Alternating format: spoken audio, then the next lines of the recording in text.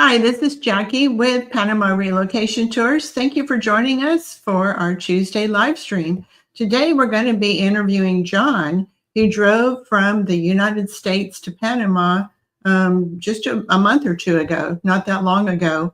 Just a couple of announcements before I bring him on. I know that he's right there. We just did a quick sound check. We do have a moderator. Her name is Rebecca. That's on the live stream to keep everybody in control. We don't want any talk about politics, and also please no advertisements for other services or other Facebook groups. We're just focusing on this live stream for Panama Relocation Tours. If you haven't already done so, then please let us know where you're from. I just like seeing where so many people are for. Some people from David, Panama, Nova Scotia, Ontario, a lot of Canadians, Kent, Washington, and Californians, Denver, Colorado, people from all over the place. So it's becoming, it's quite expensive if you want to bring your car to Panama and household goods, and if you have some big pets to bring to Panama. So that's why more and more people are considering just driving to Panama, because if you drive to Panama, it's an easy way to get your car to Panama. If you've got multiple pets, you can get them here without them having to go in cargo on an airplane. And then if you were going to ship a pallet or two of household goods, you might be able to get at least one pallet of things in your car, maybe half a pallet, along with your suitcases. So it's just a more cost-effective way for you to get all of your things here. The only drawback is it's a pretty long trip. So we're going to talk with John today about his experience driving to Panama. And I know you're going to have a lot of questions. If you could please hold off on your questions until after I talk to John a little bit, then I will allow you to ask some questions a little bit later on. So I'm going to bring John on right now. So hi, John. Hi there. How are you? Thank you for being Good. here. How are you? Yeah. You bet. Yeah. So when did you drive to Panama, and where did you drive from? We drove from Bend, Oregon, and we left, I think it was March 29th, and arrived on April 14th. It was 17 days on the road. That's a pretty big trip. Yeah. Yeah. So, yeah. Did you, was the plan to make it kind of a leisurely trip as opposed to getting here just as fast as you could? Or is it just is that how long it takes? No, I didn't push it too hard on the driving each day like I did when I was younger road warrior with my wife and the dog with us.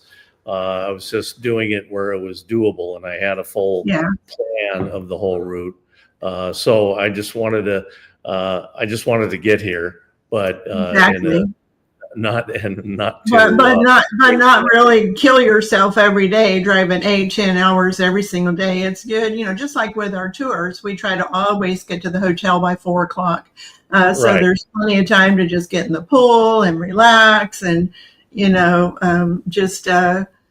plan your next day and get a good night's sleep before you start up the next day. So, yep. Some people have done the trip like from McAllen to Panama in 5 days, but that's really pushing it, driving 10 hours a day. And that would just be too hard, especially if you've got pets, and even hard on your car too. So I think our leisurely route is pretty easy. So, of course, you had to go through Mexico. Which entry point did you enter Mexico? We came in through Nogales, Arizona, and then just kind of you veer from there straight over to the coast, and we basically hugged the Pacific coast all the way down. Made it easy, and with the dog, I knew a lot of hotels I tried to pick to stay at were on the beach, so my dog, who's a Labrador Retriever, could go swimming. Yeah, exactly. So did you kind of, before you... Because it's a long time to stay for a dog. Yeah. Before you left, It's a long time for the dog each day. yeah. Go ahead. Did you kind of know where you were going to stop every night, or did you just play it by ear?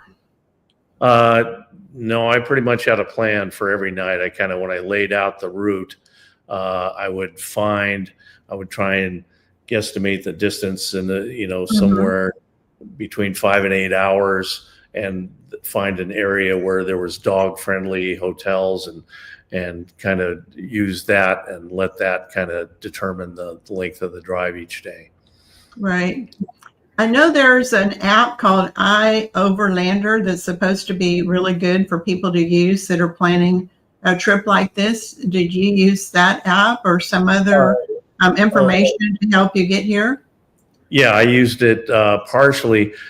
Mainly, I used it for the information for border crossings in Central America.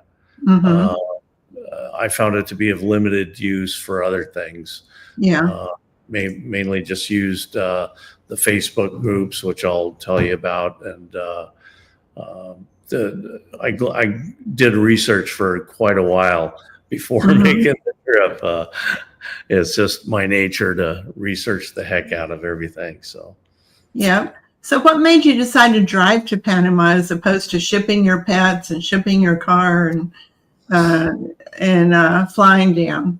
Yeah, I had looked at all the options, and it was mainly down to between flying down with our dog and driving. And I had, in the last few months, I had gone back and forth on which to do. And the more I learned about it, when I finally figured out all the details on flying, we were going to have to only fly out of Los Angeles. So I was going to have to drive from Oregon to Los Angeles with a one-way commercial van and find somewhere to leave it there.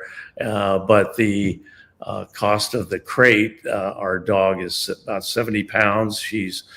I call her medium size, but for the airlines, it's about as large as they'll do.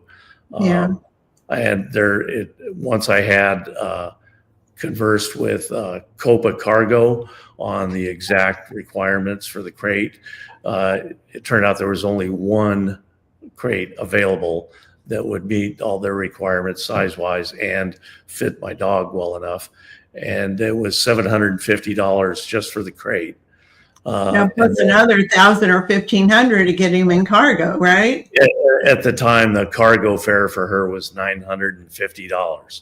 Yeah. So there's $1,700 right off the bat just for that, plus all the extra expense of, getting a one-way van and everything to LA. And so after that, I said, that's it, we're driving. Yeah. Yeah, when you do the math, especially if you want to bring like 4 or 6 suitcases of stuff and maybe a couple of totes of some household goods and things, by the time you do the math on getting all of that stuff down here, and especially if you want to bring a car, ship a car down, that can add up to $3,000 to $5,000 more. So for many people, driving is the most cost-effective way for them to get their pets, their car, and some of their household goods and their clothes down here. Yeah. I have a Honda Pilot is what we drove. And we were able to carry 4 full Costco totes, plus some other, our driving luggage, if you will. Plus an electric cooler I had for the dog's food, and I put a rooftop carrier on it, and we had 2 large suitcases inside of that as well. So we were pretty loaded. Yeah. Plus the pet bed and pet food and all the creature comforts for your fur baby. Yeah.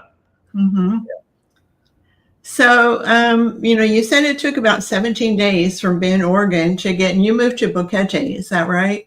Right. To Boquete, Panama. So it took about 17 days to get there. Did you run into any challenges along the way, border crossings or in other places?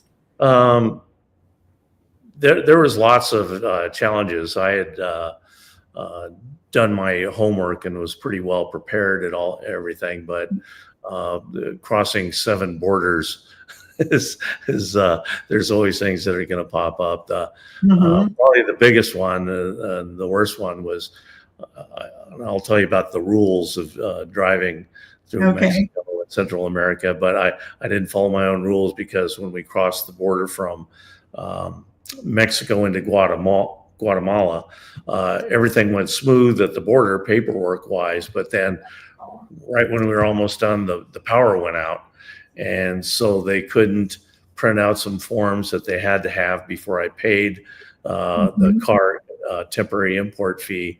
So we had to just wait until the power came back on. 3 or 4 hours of just sitting there in the heat waiting. And so it sort of screwed up our whole driving schedule and the hotel I was trying to get to for the day. So we ended up driving in the dark, which is a big not no-no. Advised. Not advised at all.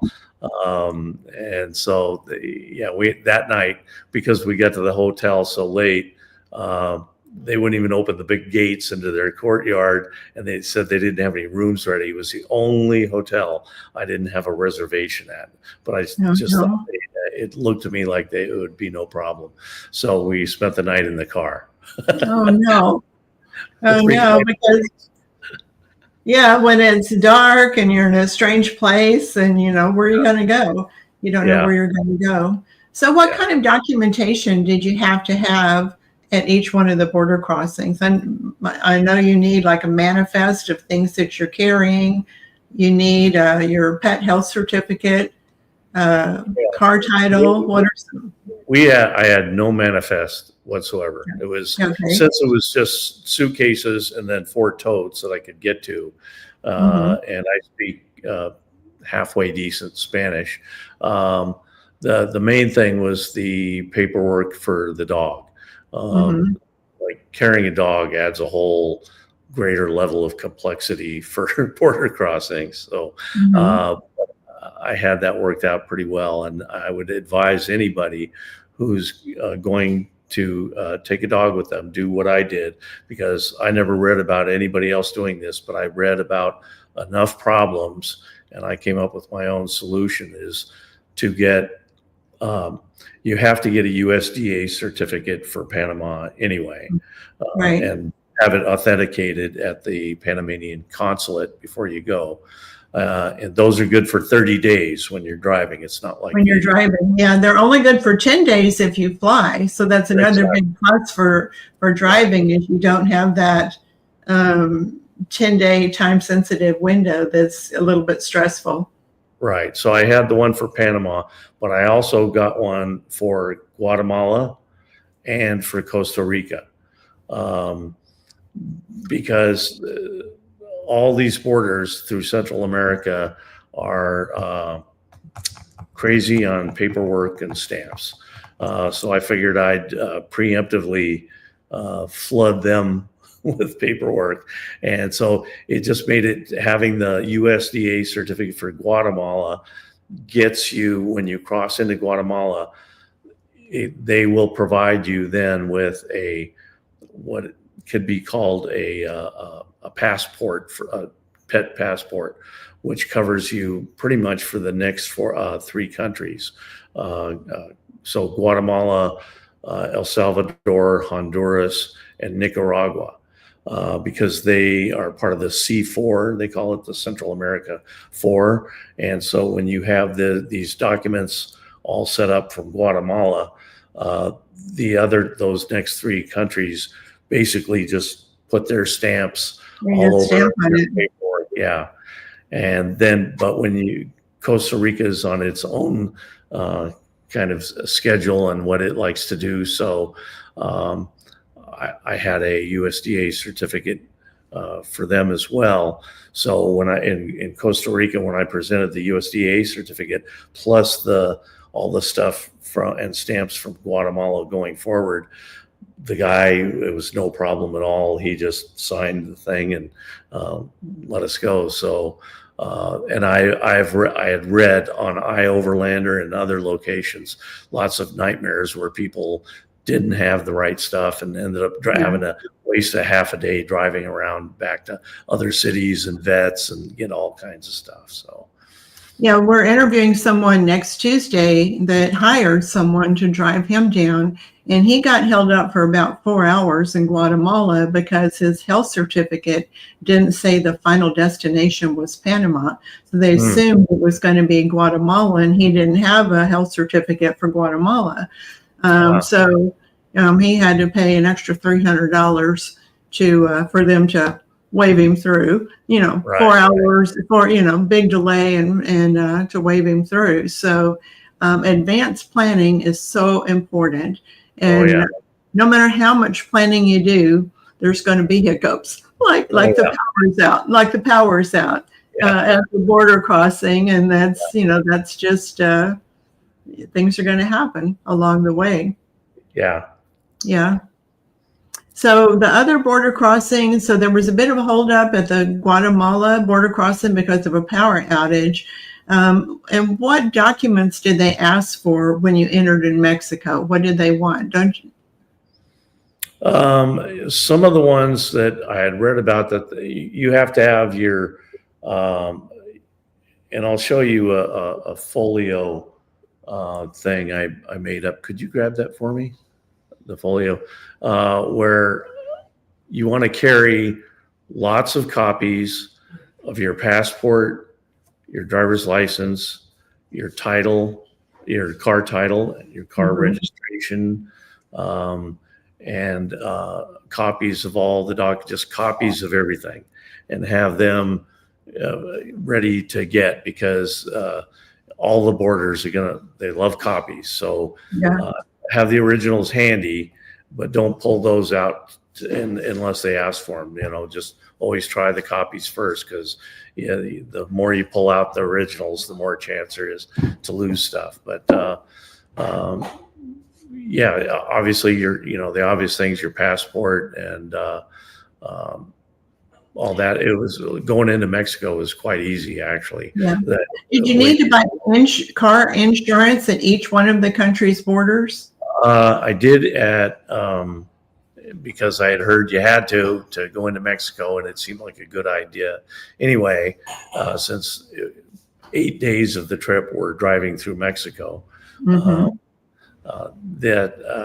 I got insurance there, and it was right at the border. And actually, it was in they had an office in the hotel we stayed in the night before in Nogales before crossing the border.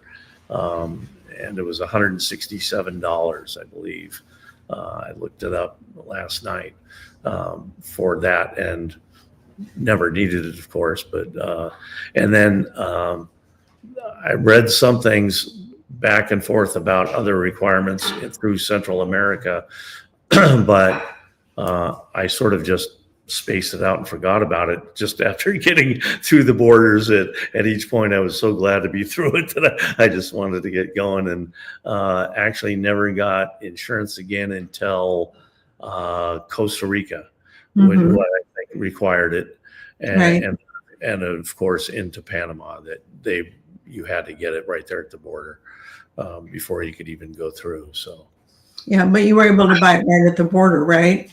Yeah, no problem. Yeah, I know. Even if you're driving from Panama into Costa Rica with your car, well, there's a lot of paperwork you have to do before you can get your car into Costa Rica. But you have to buy Costa, and it was like $32. It's not very much. It's real cheap to buy the insurance, knowing that you're just going to go through. Was there ever a time whenever the customs people at the border wanted you to take everything out of their car and look through everything, or they just pretty much wave you through? Only in Nicaragua. Nicaragua's borders are, they were the only ones I would consider the borders from hell. It's just, it was, and I had read some stories about that beforehand, so I was semi-prepared for it. Like when I left Honduras going into Nicaragua, checked out of Honduras. At each border, you have to check out of one country, drive over the border, and then check into the next one. So it's like 2 border crossings at each one. At the same time. Right, exactly. So I had driven across into Nicaragua, and the first thing you come to is to get to immigration, you have to drive over this bridge. The bridge was completely packed with, it was just a small bridge, 2 lanes, packed with long lines of semi-trucks going in both directions, not moving, just sitting there. Yeah. And so when I pulled up, it was like, huh. And I looked over to my left, and there's a little kid, probably about 12 years old, waving me over, saying, come on, come on. And right then, I remember the story I heard in my mind about the Nicaragua border crossing, and it said, be prepared to drive on the sidewalk. Yeah. the wrong direction. So I went, there we go. So I did. I drove over, and I had this bridge with cement railings and pretty wide sidewalk, but still I had to drive with 2 wheels up on the sidewalk, 2 wheels down in the road, very close to a semi truck as I went across the road. Part of the adventure, right? Oh yeah, that's it. Yeah. Now I know each one of the, just like if you're flying on a plane, they have limits on things that you can bring on a plane, if you're flying in from another country. So each one of the border crossings is going to have restrictions on, like, you can't bring fruit, or you can't, of course, you can't bring any weapons in, and drugs, you can't bring those things in. But did you do research in advance on what you could or could not bring? Yeah, and I think we were pretty clean from that standpoint. Even because we normally feed our dog raw food that we make ourselves, but I knew that probably wouldn't fly or could pose problems to some borders. So I got a commercial refrigerated dog food that I had in like I said, an electric 12-volt cooler in the back, and that never seemed to be any problem with anybody. Again, in Nicaragua, checking in, and one thing I brought with us, it was packed away in the cooler, was probably about a 40-year-old pair of binoculars, just regular binoculars that I think were my dad's.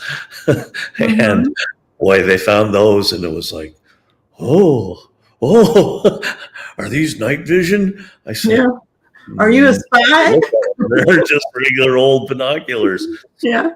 It set off a 3-hour circus of the binoculars and who to show them to. And at one point I had to get on the back of a guy's motorcycle.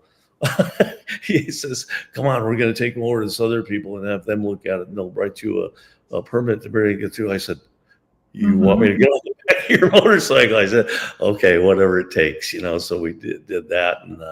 And then nothing happened there. And he finally came and got me and took me back over to the main immigration thing. And we walked into all the way down a long hallway to, it was the main jefe boss of the whole immigration department there.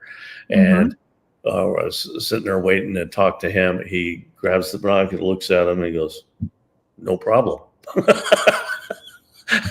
And so the other guy, we walked back, and they said, oh, okay, you can go through. But it was 3 hours of just a circus up to that point because of a pair of regular old binoculars. And don't even think about bringing a drone because that's the big no-no, because then you're a spy. Yeah, I've heard that too. Don't bring a drone. Of course, no guns, no bow and arrow. Right. No even like switchblade, pocket knives. You just got to be very careful with what things you bring. Were there any? I've heard that it's happened to other people. Were there any instances that you felt like people were wanting some payola to let you through? Nicaragua. It was either they wanted the binoculars or wanted a little money, right? Yeah, right. right when you first get into Nicaragua, the first thing they do, there was a bunch of people lined up at this window, and apparently it was just something to see if you for vaccinations or something, a health certificate. And while I was standing there, and For this there you, was they wanted a health certificate for you personally. he is something like that. He just asked me some questions. He said, "Oh," he was trying to convince me that I needed a yellow fever vaccination, and I said, "No, I don't." And there was a helper guy standing next to me. At all these borders, there's these people that even if you tell them you don't need any help, they still come along. So, but at this one border, I kind of let this guy tag along, even if I was going to end up having to pay him $20 or something, because it was confusing enough there that I let him come along. And he was trying to tell me that he just needs some help. And I said, "Oh, I see what's going on." I said, "No, I'm not paying anybody any bribes. We don't need a yellow fever vaccination," which we don't. And if you're over 60, it's contraindicated. Nobody in the world 60 and over needs a yellow fever vaccination, even in countries where they do require it. So I just stood my ground and waited there, and there's people waiting behind us. And he finally said, "Oh, okay," let me go. So, Okay. yeah. So yeah, don't be afraid to say no whenever they ask you. Say no. Yeah, when they ask you a question. The main thing is be honest. If they ask you something, is be honest. So you probably kept track of some of your expenses. Do you have a ballpark on what it costs for your 17-day trip? Yeah, not exactly, but I do have some rough things I figured out. I think the total trip was, because it was the total trip from Bend all the way to Boquete was about 4,800 miles, 7,500 kilometers. So it was in the neighborhood of about $1,000 for gas for the month. The hotels, we stayed in hotels. I didn't really try and skimp too much, sometimes, because I knew we'd be working hard. So I always tried to get hotels that were, pretty nice, and maybe in a beach, and had breakfast included. Because it's nice to be able to get up, especially with having the dog, get up and be able to eat a meal without leaving your hotel before you pack up and get on the road. So that's one thing to keep in mind, is find hotels, not only that they're dog friendly, but have breakfast either included or available with a restaurant there. So hotels was approximately about $1,300 for the whole trip. Food, it seems like we didn't eat that much. We'd go, if we had a big breakfast in the morning, we'd end up maybe going all day without just having some snacks that we just got at the store with us. We didn't, a lot of times didn't have lunch, and just waited and ate dinner. So we probably only spent at the max about $300 on food for the whole trip, because some of it was, like I said, included in the hotels. Yeah. What was the average cost at each one of the border crossings? It was so little. The most expensive one was probably Mexico, and I think it was only $87. The big expense there was like $460 you have to put as a deposit for your temporary import permit. It's a deposit that when you check out of the country and cancel your TIP, they call it, then they refund you your money. To either, if you paid cash, they give you cash, or if you put it on a credit card, then they credit that card. The other borders, the costs were, as I remember, inconsequential, maybe $10, $20, $30. They weren't much at all. So did they usually want you to pay in their currency? Of course, not US dollars, but did you have to go to like an ATM machine and get some pesos from Mexico or other currencies? It was real weird. It was actually, there was very few times that I paid with anything in that country's currency. And a lot of times they didn't even use their own currency or wouldn't even accept it. They would have you pay in US dollars. So you may have to get small amounts as you cross from one country to the next. There's always money changers. There's a guy with a big wad of money in his hand, you know. Yeah. Change Or money. go to an ATM machine. Yeah, or you can, if you can find one. It's at these border situations. Finding an ATM machine is somewhat challenging. So, and if you still have money, cash from the previous country, you want to get that changed anyway. So you got to do a money changer. And I had an app with which I could convert any currency to another one. So they weren't too bad anyway. Obviously, they're going to make a little money on the exchange, but it wasn't a big deal. It was worth the convenience. Right. Much easier than going and looking for the ATM machine, I'm sure. Oh, yeah. The hardest part right at all these border crossings, the hardest thing was finding where to go on the buildings, because it isn't obvious. There was no big sign saying tourists come here first or anything like that. It was they make it kind of a mystery that you have to figure out, and that's where iOverlander comes in. I used Apple Notes to organize the whole trip, and you can use other programs or note-taking programs. Like for driving each day, I had a separate note that had the hotel we were going to be going to, a link to that, or the booking.com link on it, plus a link to a Google Maps. So every morning I would click on that first, load up Google Maps on my iPad, which I used for navigation on the dash. And I already had a route that I had saved, and it was in that note. So each day had its own drive map route. That's great. All ready to go. I also had a whole set of different notes for the border crossings. So like Guatemala to El Salvador, I had a note for that. And I would put from my research, like iOverlander, of saying, oh, where you go here, you go up to this blue building and go in the door on the left and stuff like that. I would paste that note into that border crossing note. So as I arrived at each border crossing, before I went up, I'd review the notes on figuring out where to go, because a lot of times you have to go one place for one thing, another building or another room for your car permit, get that over, and then somewhere else different for the dog.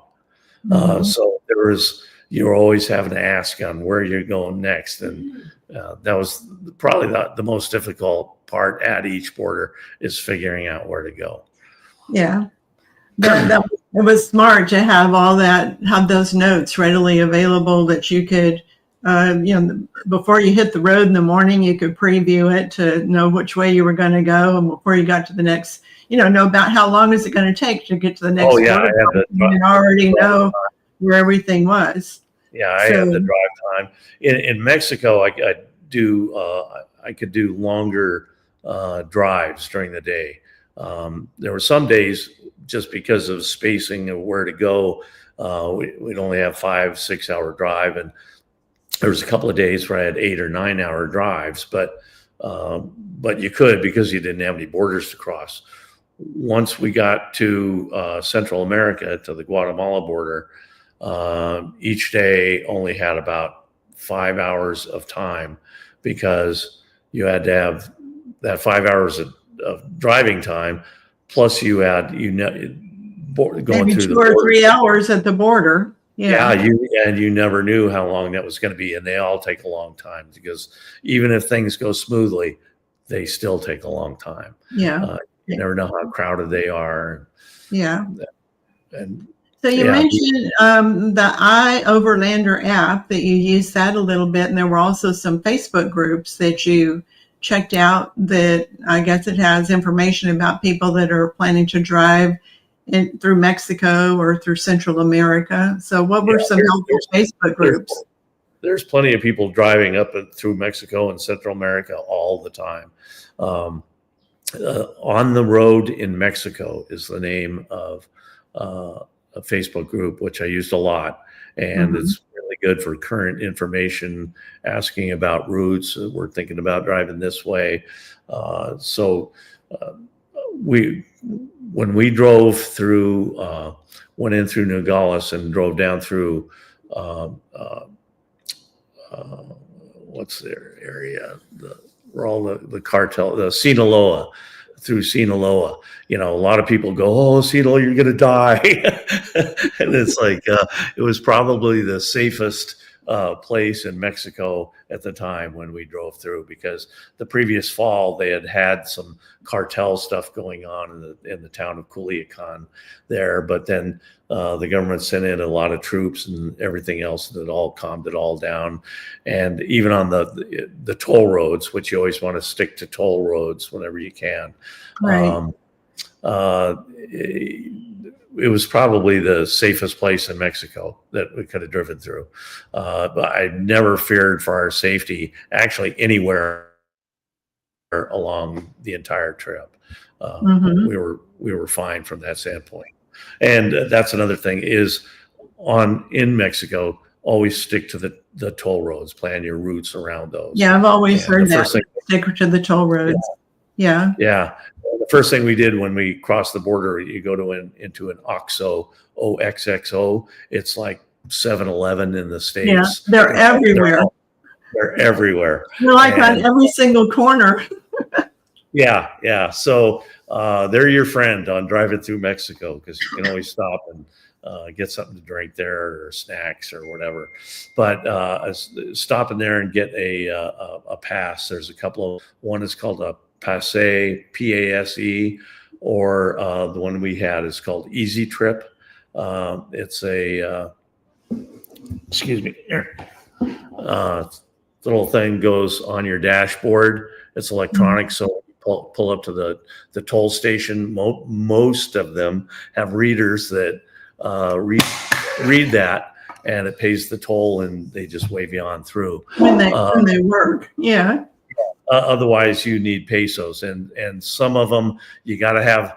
I stopped also at the beginning and got about $300 worth of pesos to have for driving through Mexico, because a lot of the toll stations, either they don't accept these or their reader's broken, and so you have to pay the tolls in pesos. So it's well worth spending the money on this up front. And you bought that at the OXXOs, right?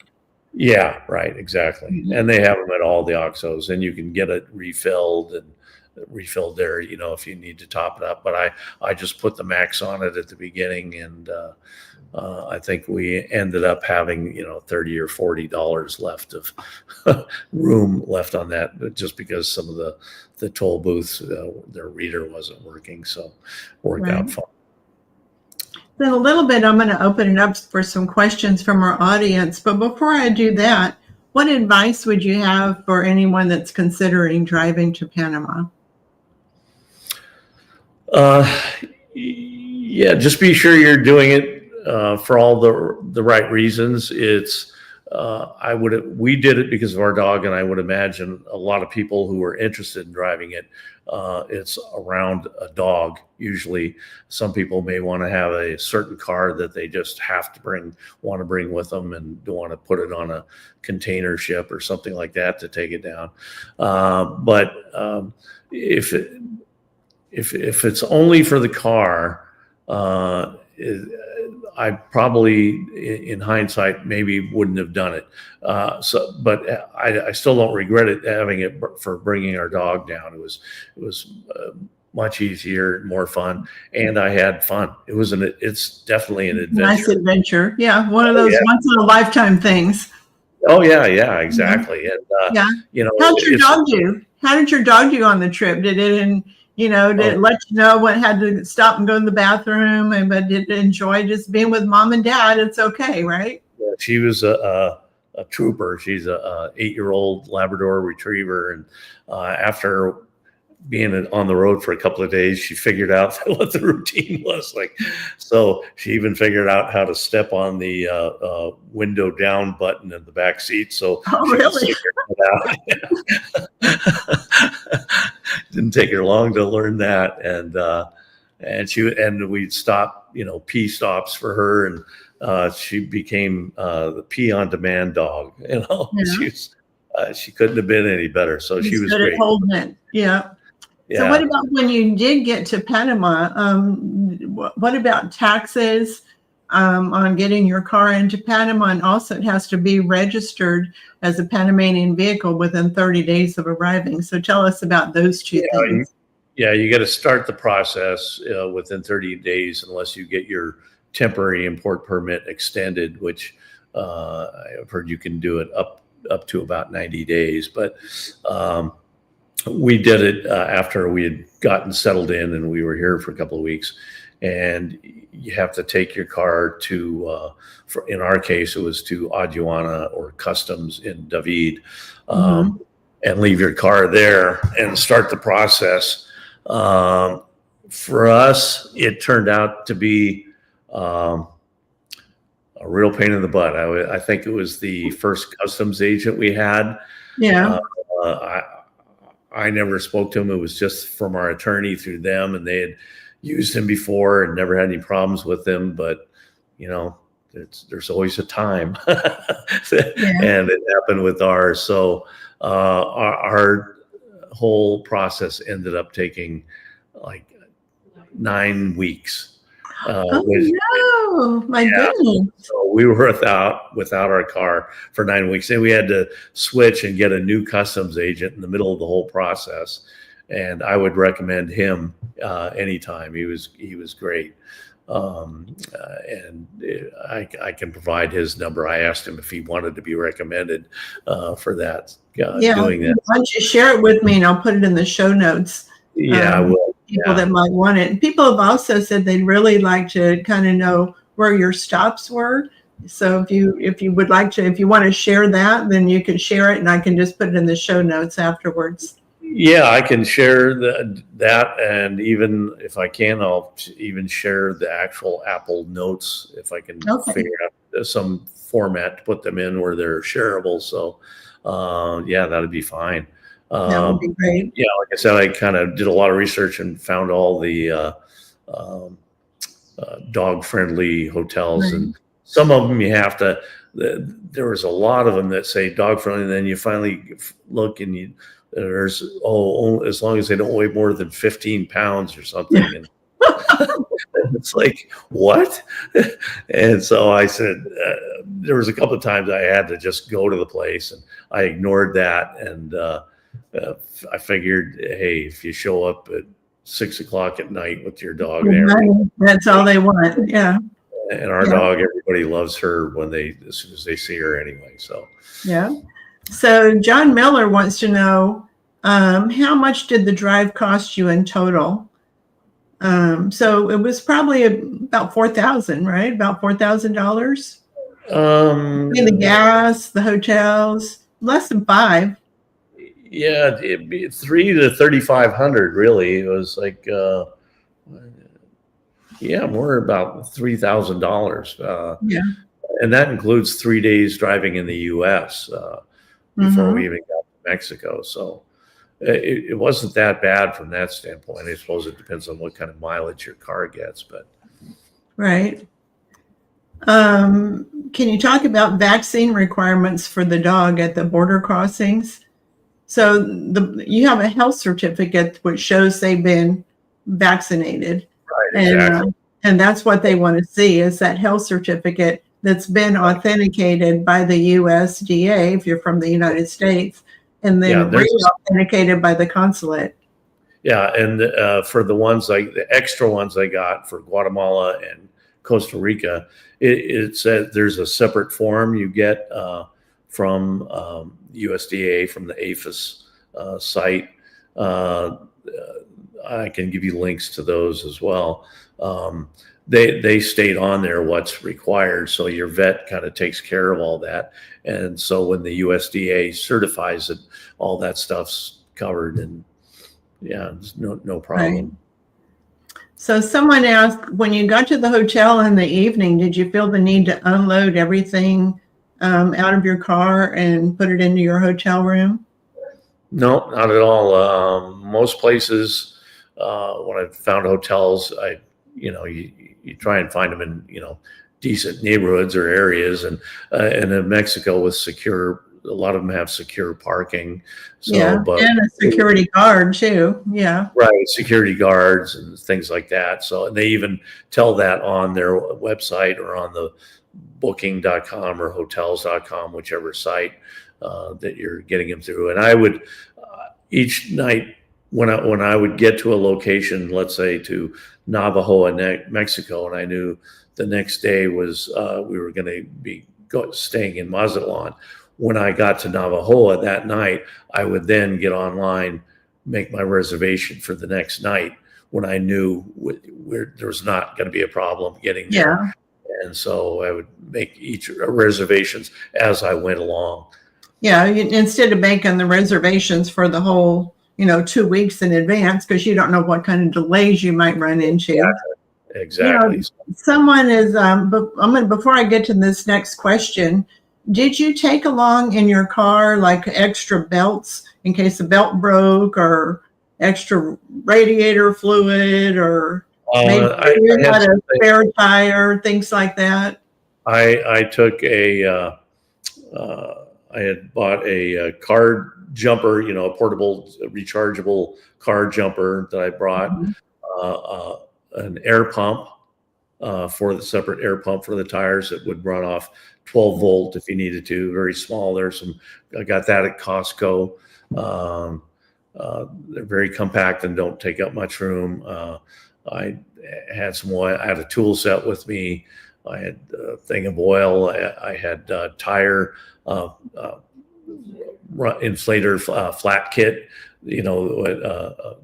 Right. and also a plug thing to put in plugs in your tire if you needed to do that. So I was prepared for anything. As Plus, much as you can. I got the car ready, completely in perfect condition right before we left. So this person wants to know, how much was the tax on your vehicle when you got to Panama? Well, part of the problem that we had was that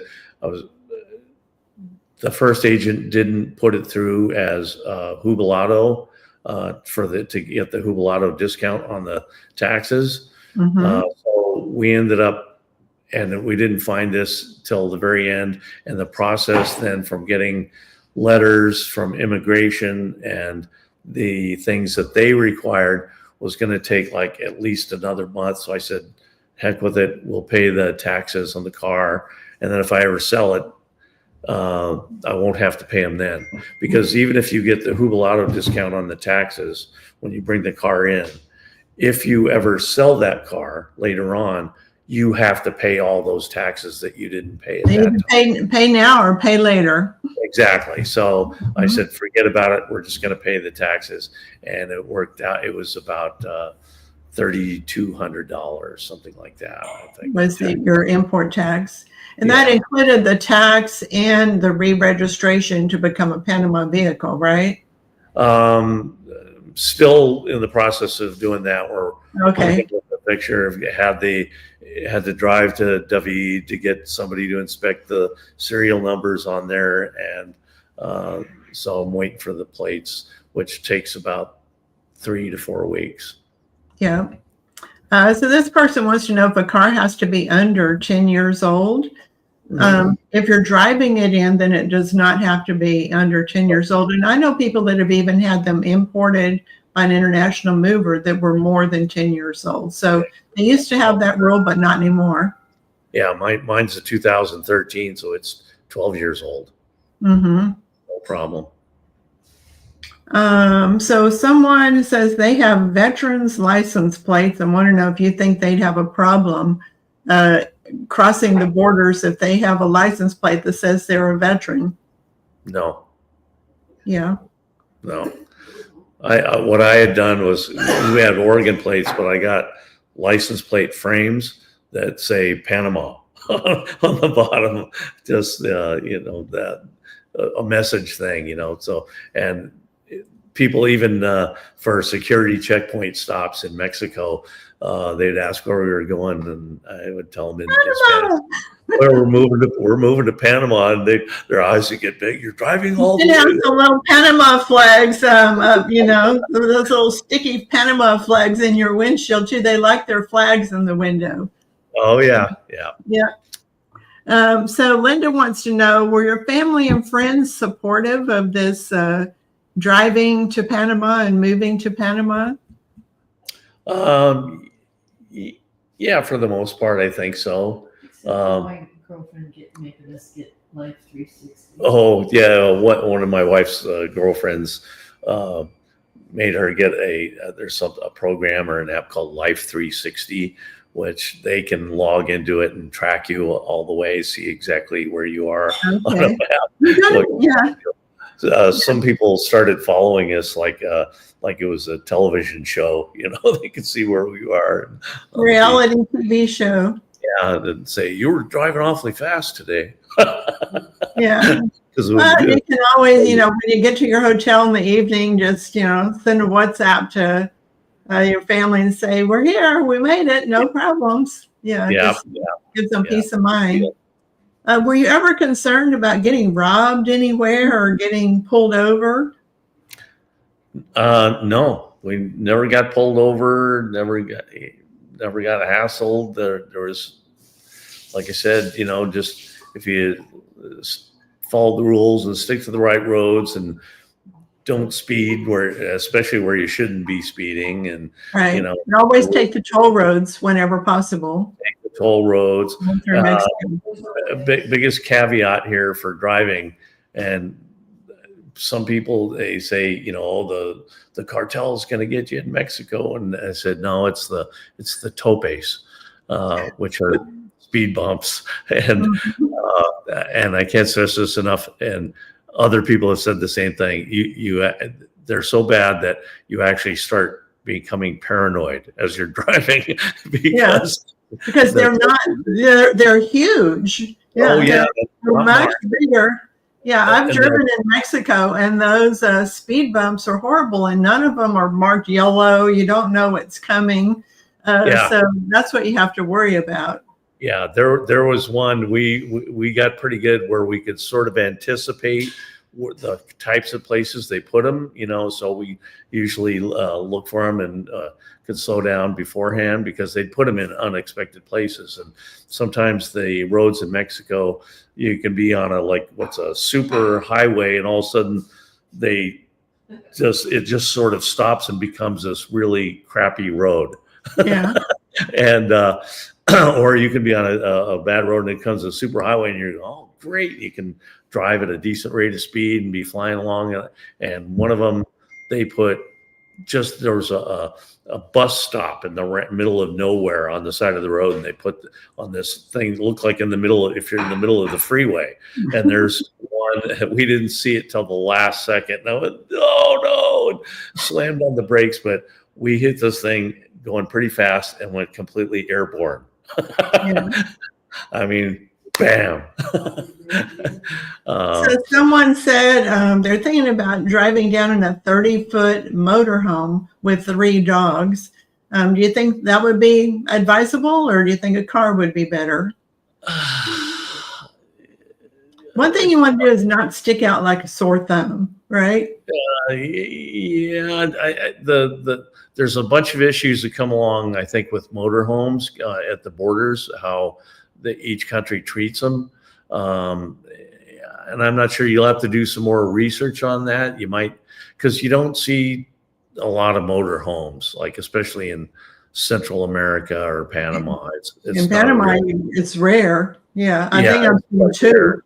Yeah, you'd be better with something like a Suburban or some big SUV, which aren't real common here either, but they are around. You right. See them everywhere. I know in Mexico there's a few RV parks where they're going to have a dump station and other things that you would have, but when you get out of Mexico, and even in many places, they don't exist. No, they don't. So where you, yeah. And once again, you're going to stick out like a sore thumb because people say, wow, it costs a lot of money to have that fancy motorhome. So, Right, exactly. and that's what you want to avoid is sticking out. You want to just another car going down the road. Blend in. Yeah, just blend in.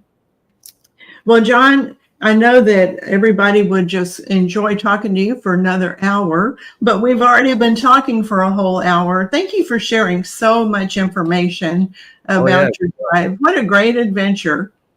Yeah, it was a lot of fun. Yeah, it seems like the hardest part is after you got to Panama. Yeah, for how smooth everything went on the whole drive and the immigration and everything else, that there had to be a hiccup somewhere. So yeah, we'll live. Yeah, and your dog, after your dog did the 40-day quarantine, then they're enjoying Panama. Your dog is enjoying Panama. We just went to the beach, Show Pony Resort at Las Lajas beach the other day for a few days. So she got to spend a lot of time in the water. She's half otter anyway. So yeah, we've been having a good time. Now we can start taking time exploring around more of the country. So yeah, that's excellent. Well, thank you again so much for sharing all this information. I appreciate you sharing your route and your Apple Notes that I'll put in the show notes of this so people can review later on. And once again, thank you so much for sharing all this information. And I thank you to everybody that was on the live stream to learn about driving to Panama.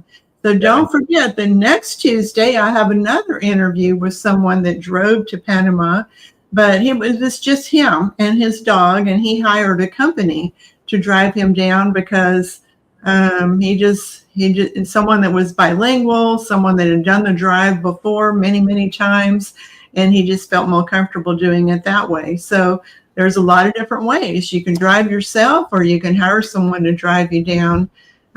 So we'll talk about that next week. So John, thank you so much. And thank you to everybody that was on the live stream. Okie doke. All right. Thanks. Bye. Ciao.